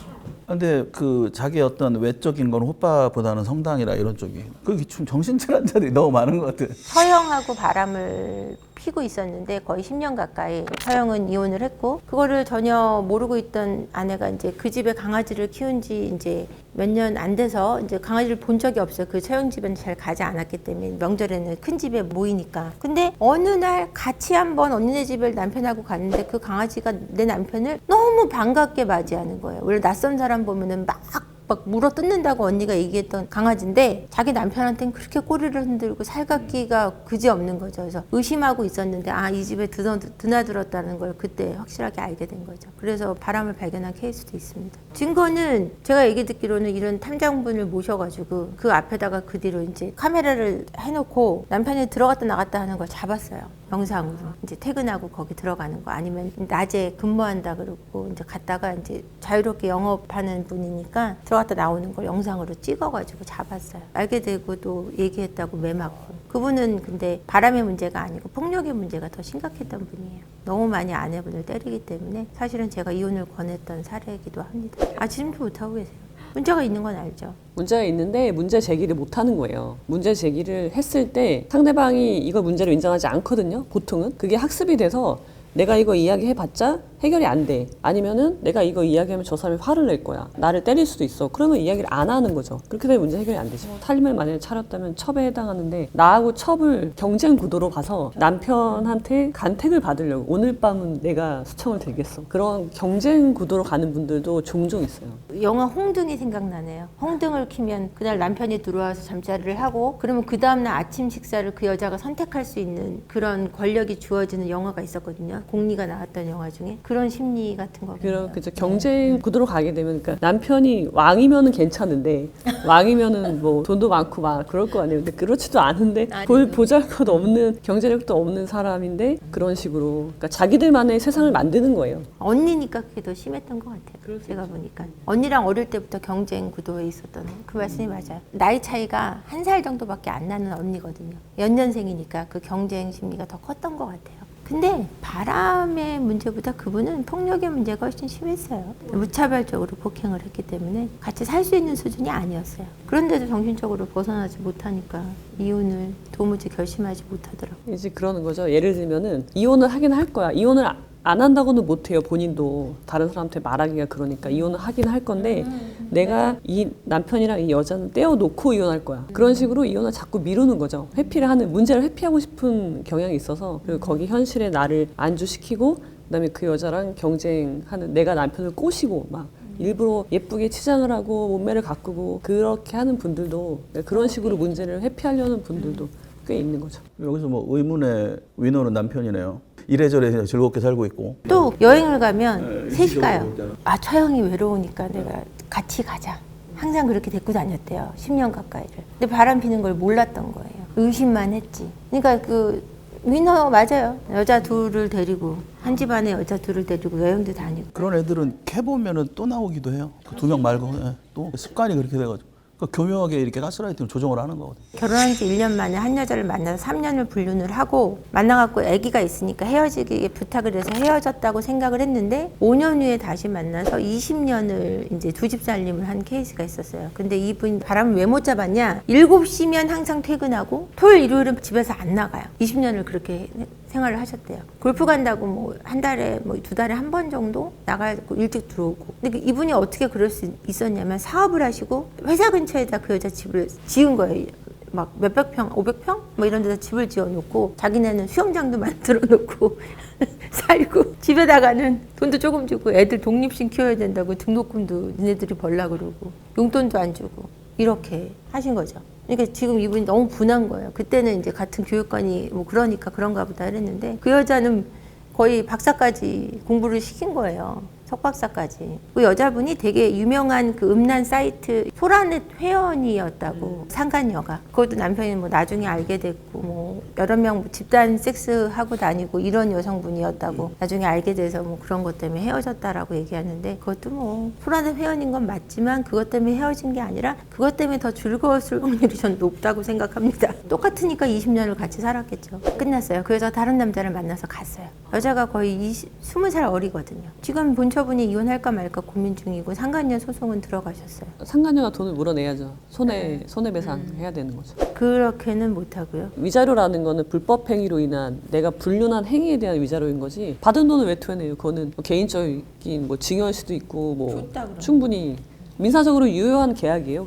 그건 건드릴 수 없어요. 그 집에선 쫓겨났죠. 딴 남자 만났으니까 그 몇백 평 되는 집에선 쫓겨났죠. 근데 그 여자가 또 웃긴 거는 저장 강박이 있어갖고 그 남자를 만났을 때부터 헤어질 때까지의 모든 물품을 한쪽 방에다 다 해놓은 거예요. 그래서 어떻게 만났고 뭐 이렇게 생일 잔치한 비디오 영상부터 그러니까 모든 추억을 다 모아놓은 거예요. 집 계약한 거부터 해가지고 뭐 섹스 동영상부터 해갖고 딴 남자랑 했던 거부터 다 모아놓은 거예요. 여자 저장 강박이 변태죠. 변태죠. 그래갖고 그걸 기반으로 소송을 하니까 위자료는 많지 않을까 생각하고 있습니다. 20년치니까요. 신뢰관계가 깊을수록 배신감이 더 크잖아요. 그럼 더 최악이 될 수 있는 거잖아요. 어떤 분이 이제 하수 비슷한 개념으로 게스트하우스 같은 걸 운영하고 있었어요.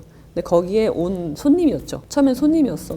근데 장기 투숙을 하게 된 거예요. 장기 투숙이라는 게 그 친구가 이제 지방에서 학교를 다니게 되면서 거의 뭐 몇 년, 4년, 5년 이상 그 집에 머물게 됐는데 거기에 주인 양반하고 이제 바람이 나게 된 거죠. 근데 나이도 되게 어려요. 나이 차이도 뭐 정말 20살 정도 차이가 나. 그러니까 이 안주인은 전혀 의심하지 않는 거예요. 그러면서 어린 학생이 멀리 타지에 와서 공부를 하니까 안쓰러워서 막 챙겨준 거죠.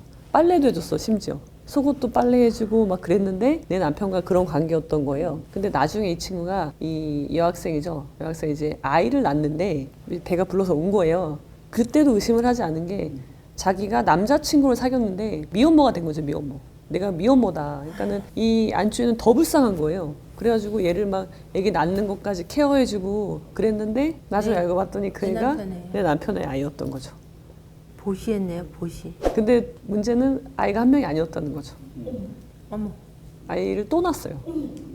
그런데도 이분은 몰랐던 거예요. 첫째 때도 당연히 모르고 자기가 애를 봐주기까지 했어요. 이 학생이니까 공부해야 되니까 내가 내 아이들이랑 같이 애를 봐주기도 했는데 이제 그거를 남편도 그 애를 안고 그러니까는 굉장히 큰 배신감을 느끼게 된 거죠. 그걸 어떻게 알게 된 거예요? 이제 사실 이걸 몰랐다는 게 말이 안 되는 건데 당연히 아이들도 담고 남편의 행적이 수상하고 그 하숙집을 운영하니까 모를 수가 없거든요. 근데 이 아내분도 이 문제가 해결이 안 되니까 의문이 들지만 말을 못 하는 거예요. 이거를 캐 물어야 되는데 그걸 못 하고 아예 아니겠지. 설마 그러겠어? 라는 생각으로 그냥 회피한 거죠, 문제를. 그러다 보니까 문제가 너무 커져서 본인도 이제 어떻게 할 수가 없는 거예요. 문제에 압도당하는 상황이 돼버린 거죠. 근데 그런 경우에 억울해서 이혼도 못해. 내가 누구 좋으라고 이혼하냐. 내가 이혼하면 얘네 둘이 결혼하면 얘네들이 이제 지금은 혼외자인데 결혼하면 이제 혼인 중개자가 될 건데 그러면 나만 쫓겨나는 꼴이 되는 거 아니냐. 그래서 이분이 생각한 거는 사람들이 이혼을 하지 않아도 무언가 기댈 것이 있어야 돼요. 내가 이혼을 하지 않는 이유, 그러니까 이혼을 미루는 이유가 명분이 있는데 이분의 명분은 뭐였냐면 최소한 내 남편이 그 아이들을 혼외자들을 자기 호적에 올리지 않는다면 나는 결혼 생활을 계속 할 거야 라는 자기만의 이제 명분을 쌓았어요. 근데 말이 안 되는 게 이제 호적이라는 건 없고 가족관계 등록부가 있단 말이에요. 거기에는 혼외자든 혼인 중개자든 간에 모두 그 남편의 아이돌로 들어와요. 본인이 원하든 원하지 않던 간에. 그러니까 인지를 한 거죠, 그 사람이. 인지를 해서 이미 들어와 있어. 나중에 그 사실까지 알은 거예요. 자기는 그거 하나 믿고 이 결혼 생활을 하고 있었는데 그 사실을 알고서는 이제 이혼을 하려고 하는데 이분이 너무 무너져서 이혼도 에너지가 있어야 하거든요. 그렇죠. 완전 바닥에서 이혼을 하기도 힘든 상황에 처하게 된 거죠. 아, 슬픈 이야기가 너무 많네요. 사이다는 없지. 불륜이 사이다가 나오기 힘들어요. 이혼을 신속하게 하는 거예요. 그리고 복수를 하고 싶으면은 시간이 걸리는데 사람들이 그 시간을 견디지 못하는 거죠. 그래서 저는 최고의 복수, 최고의 사이다라고 하면은 내 삶을 사는 거예요. 나답게. 그게 가장 좋은 복수라고 생각합니다. 말씀하신 대로 이혼을 하자는 쪽으로 가시는 변호사님은 대표님은 이혼하지 마라 쪽이고. 잠깐 저는요 이혼을 하자는 게 아니에요. 문제가 해결이 안 됐을 때 이혼이 하나의 문제 해결책이 된다는 거지. 근데 그 과정을 밟지 않고 문제 제기조차 하지 않다가 갑자기 이혼하겠다는 분들이 있는데 그러면은 그 충격이 더 크다는 거죠. 예, 이혼을 하기 위해서는 준비가 많이 필요해요. 그냥 단순히 바람을 폈기 때문에 이혼을 하자, 안 하자로 나눌 수는 없을 것 같아요. 왜냐하면 이혼을 막상 바람을 폈기 때문에 분해, 이혼해, 먹고 살 길, 애들 키워야 되는 거, 정서적인 독립 이런 게 안 돼 있을 때 이혼하면 나는 더 무너지거든요. 이제 바람을 펴서 상간녀를 찾아내면 상간 소송을 하면 그 금액이 3천만 원이 안 넘어가요. 그러니까 그것도 민사고. 근데 중요한 거는 그러니까 옛날 같은 경우에는 상간녀들이 죄송합니다 뭐 이렇게 좀 뭐 이런 느낌으로 갔는데 지금은 자폭해버려요 상간녀들이. 내가 오히려 막 이렇게 흘리고 뭐 이런 경우가 많거든요. 그러니까 둘이 이제 싸움이 나는 거야. 그러면 부인 입장에서는 내가 이혼을 왜 해주지? 뭐 이렇게 이제 발동이 걸리는 거죠. 그런 느낌이. 그러다 보면 싸움이 되는 거고 경제적인 게 가장 큰 거예요. 경제적인 것 때문에 이러지도 못하고 저러지도 못하고 이제 괴로워하는 거죠. 약간 흐름 자체가 또 이혼하고 재혼하고 뭐 이런 문화가 많이 이제 생겼고 결혼도 많이 안 해도 되는 사회가 됐고 여러 가지 보편적으로 좀 어떤 가치관이 바뀌면서 상간녀들이 득세하는 그런 이제 삶이 됐죠. 뭐 세게 나가는 거 그냥 뭐 흘려버리고. 상간을 발견했어요.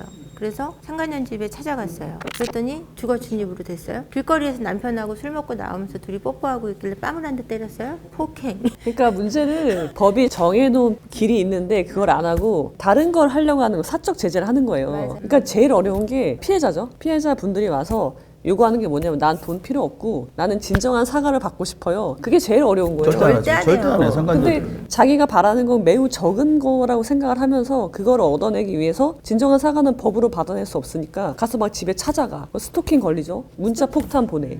폭행하기도 해. 오히려 본인이 더 형사 사건에 연루돼가지고 공판까지 가는 경우 되게 많아요. 그래서 이분이 스토킹 것도 걸렸어요. 그래서 300만 원, 300 벌금을 내고 이제 민사를 당하시는 거예요. 손해배상 청구를. 그렇죠. 3천 당하신 거예요. 그러니까 이분 기가 막힌 거예요. 그러니까 이 과정이 시작되면 한 1년 이상 걸리는데 이 1년 이상 2년이 이렇게 걸리는 시간 동안 걔네들의 사과는 더 깊어져요. 더 이제 자리를 차지하고 막 들어오죠. 로미오 줄리엣 조카까지 이제 발휘되는 거죠. 그러니까 이게 어떤 도덕성의 잣대 자체가 바뀌었기 때문에 우리는 사랑인 거예요. 내로남불 딱. 우리는 사랑인 거고 저 여자가 잘못된 거예요. 그러니까 상간녀들이 보통 전화해서 그 여자 자? 너 그 여자랑 밥 먹었어? 이렇게 이제 간섭이 시작되는 거죠. 그러니까 이 남자 입장에서는 부인이 있고 상간녀가 있잖아요. 근데 얘가 이제 부인인 거야 거의. 이렇게 떼놓거든요 계속. 심지어는 아이하고도 막 떼놔. 그러니까 내 아이랑 거리를 계속 이렇게 이격시켜요. 상간녀들이. 저는 이제 그런 사람들만 보고 다니니까 제가 혼돈을 느끼는 이게 잘못된 거 아닌가? 근데 이제 스스로 가스라이팅이 되는 거예요, 지금. 20살 때 40인 사람을 만나서 경제적 지원을 받고 살고 40살에는 20살인 사람을 만나서 경제적 지원을 하면서 성적인 걸 즐기고 60이 되면은 육체적인 게 크게 필요가 없어서 말이 통하는 동갑인 사람과 결혼을 하는 게 좋다라고 이제 영국의 어떤 사람이 그걸 발표를 했는데요. 그게 말이 안 되는 게 제가 얼마 전에 상담 사례가 77세이신 아내분이 80세이신 남편분이 바람핀다고 전화가 와가지고 어떻게 하면 좋냐고. 그러니까 이게 나이가 든다고 성적인 욕구가 떨어지지는 않는 거예요. 지금 현재 75세거든요. 근데 여자가 3명이에요. 부인은 65세고 10살 차이. 근데 조사를 해보니까 2명 일상적인 아줌마들이고 한 명이 32살짜리 태국 여자예요. 32살. 그러면 한 30년 이상 차이나. 아까 이제 그 자극이 필요하신 분이라 경험이 많으니까. 그래서 이제 옛날 9옥 아파트 15층짜리인데 15층 살아요. 옛날 아파트 이제 옥상으로 올라가면 계단에 옥상 올라갈 수 있잖아요. 공간 있고. 보통 거기다 이제 고추 말리고 뭐 이렇게 쓰잖아요. 꼭대기층 사는 분들이. 거기에 이제 돗자리 깔아놓고 거기에서 이제 태국 여자애 부르다가. 그러니까 문 열고 이제 갔는데 소리를 듣고 와이프가 이제 알게 된 거죠. 성관계를 했다는 거예요? 옥상 루프탑 고추 말리는 네, 루프탑에서. 계단에서 15층 있잖아요. 15층. 그다음 꼭대기 올라가면 옥상 이렇게 열려. 그 위에 공간이 있잖아요. 이렇게. 거기에 보통 뭐 적치물도 놓고 이렇게 고추도 말리고 거기에 자기 전용 돗자리가 딱 있어요. 걔를 글로 불러가지고 하는 거예요. 저도 그 비슷한 연령대에서 남자분인데 왕성한 정력이 넘치시는지 모르겠는데 굉장히 좀 우리가 이제 동영상에서 볼 수 있는 그런 행위들을 하셨더라고요. 근데 이제 그것도 이제 불륜이어서 아내분이 이제 피해자인 거죠.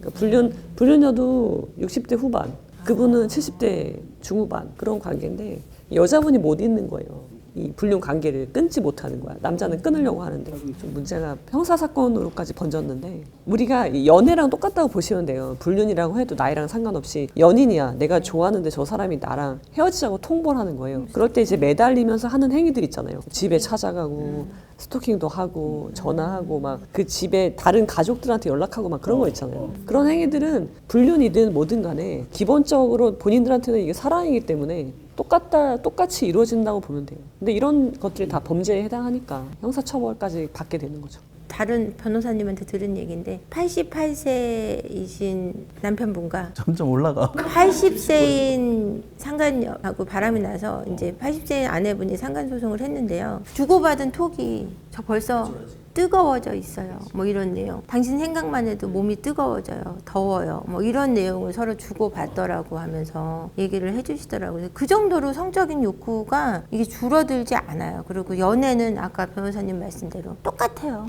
그게 80이든 60이든 100살이든 그 마음이 줄어드는 것 같지는 않아요. 그리고 그 나이대에도 성관계 하는 거에 대해서는 저는 되게 건강하다고 생각을 해서 터부시할 건 아닌 것 같고 오히려 그냥 부부간에 불륜이 아닌 부부간의 성관계를 장려해야 되는데 이제 가족끼리는 안 하려고 하니까 그게 문제인 거죠. 근데 사회 자체가 너무 자극적으로 계속 바뀌는 것도 문제가 있는 것 같아요. 매체나 이런 거 보면 똥오줌을 더럽게 그러니까 자기 와이프하고 그게 안 되는 거예요. 자기는 무조건 오줌 똥을 자기가 오줌을 싼 거를 먹게 해야 되는데 와이프는 안 먹으니까 그걸 이제 그 상간녀하고 하는 거예요. 상간녀가 미국에 살고 있는데 애 방학 때 들어와요. 3개월인가를 머무르거든요. 뭐 그냥 매일 난리를 치는 거예요.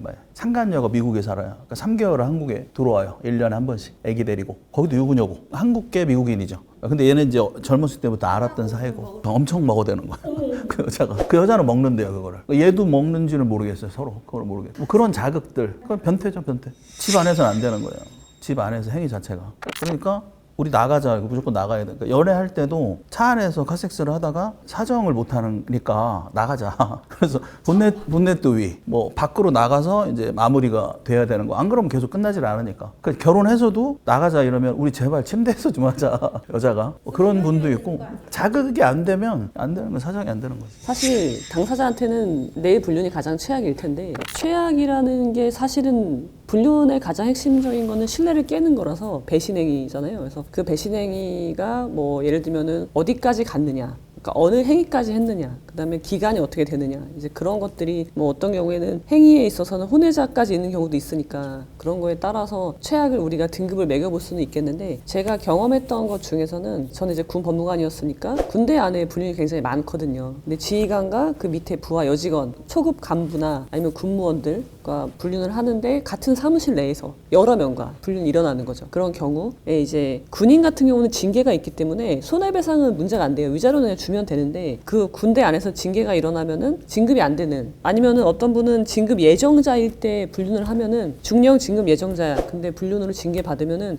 그게 떨어진단 말이에요. 중령이 안 되고 진급 낙천 사유라고 해서 진급이 안 되고 그냥 소령이 되고 다시 진급이 안 되거든요. 그러니까 굉장히 피해가 크기 때문에 이런 경우에 아내 입장에서 내 남편이 불륜한 걸 안 것도 화가 나는데 충격적이고 화가 나는데 내가 남편을 위해서 탄원서를 써줘야 되는 상황? 징계하지 말아주세요. 그런 식으로. 우리 관계는 너무 좋고 나는 아무 문제가 없다. 그런 식의 탄원서를 써야 되는 상황이 가장 배신감을 느낄 것 같아요. 내가 소송을 하는 게 아니라 오히려 남편의 그 징계 처벌을 줄이기 위해서 그렇게 해야 되는 상황도 종종 있고. 불륜의 피해가 이런 것뿐이 아니고요. 아내분들이 망상장애로 이제 고생을 하세요. 편집증이 생기는 거예요. 그래서 실제로 저는 한 3개월에 한 번씩 이런 분들이 내담자로 오시는데 오셔서 제가 정상인지 아닌지 확인받기 위해 오세요. 근데 어느 정도로 문제가 생기냐면 남편이 성매매를 했어요. 근데 이게 성매매로 끝나는 게 아니라 바람도 폈을 수 있다라고 이제 망상이 되는 거예요. 그러면서 어떤 분이 그런 케이스에 회사 여직원과 바람이 났다고 오해하기 시작해서 60세가 넘은 남편을 30살 초반의 여성과 바람이 났다고 생각한 거예요.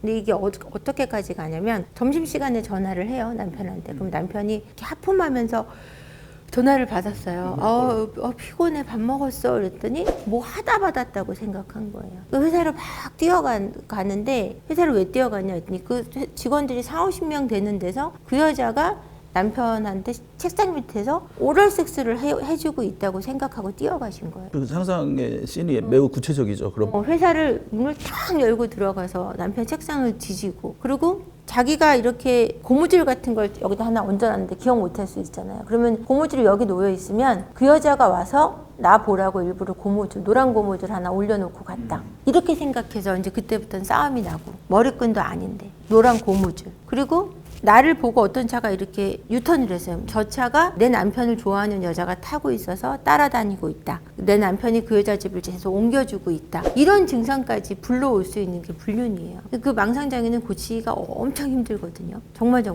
죽도록 정말 노력하지 않으면 되는 게 아니에요. 이런 피해까지 가면 애들한테 가는, 자녀들한테 가는 피해도 엄청 크고요. 그 망상장애를 앓는 사람이나 그거를 겪어야 되는 배우자나 거의 죽음으로 갈 정도로 끔찍한 병이에요. 이 병은. 그렇게까지도 문제가 되기도 합니다. 불륜이라는 것은.